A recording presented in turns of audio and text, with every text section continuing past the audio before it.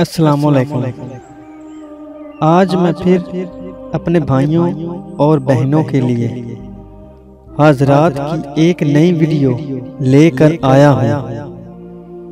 इससे पहले बहुत सारी वीडियोस मैंने अपलोड की हैं जो कि हज़रात के मुतल्लक हैं,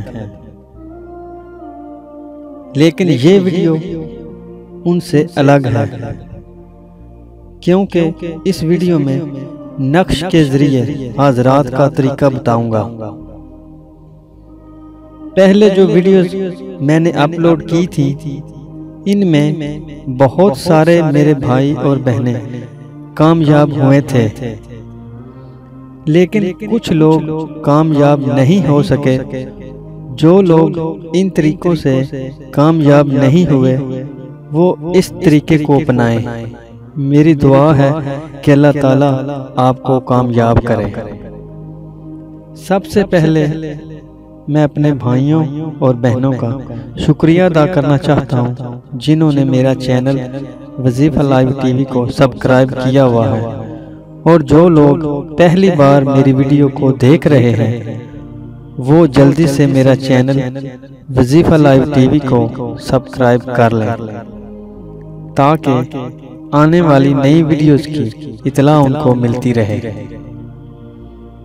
सबसे पहले किसी साफ सुथरे कागज या गत्ते पर इस नक्श को बनाएं। भाइयों और बहनों को एक बात जरूर बताना चाहता हूँ, इस नक्श को किसी भी नमाज के बाद आप बना सकते हैं।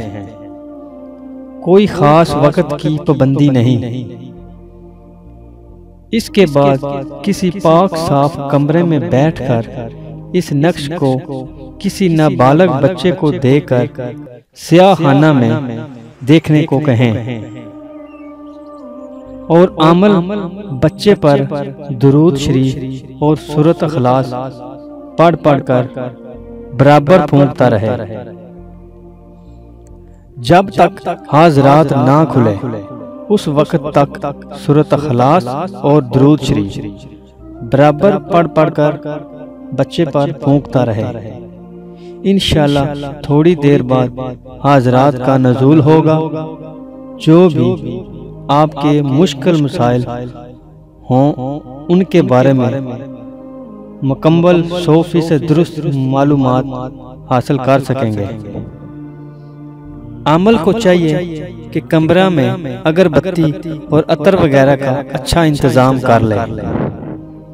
अगर हो सके तो मोकलात की नियाज भी रख ले।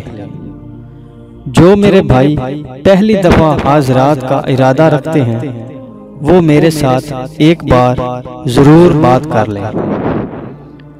और कुछ मेरे भाइयों से मेरी बातचीत नहीं हो रही, कुछ वक्त और हालात इस तरह के हैं मेरी इनसे बात नहीं हो पा रही। जो मेरे भाई इस नक्श से फायदा उठाएं, बंदा ना चीज को दुआ में जरूर याद रखें। मैं उम्मीद करता हूँ आज की वीडियो आप लोगों को पसंद आई होगी। अगर वीडियो अच्छी लगे लाइक और शेयर जरूर करें। अगर कोई जहन में सवाल हो तो मेरे भाई दिए गए नंबर पर व्हाट्सएप या ईमो पर राब्ता कर सकते हैं। अगली वीडियो तक इजाजत चाहता हूँ। अल्लाह हाफिज।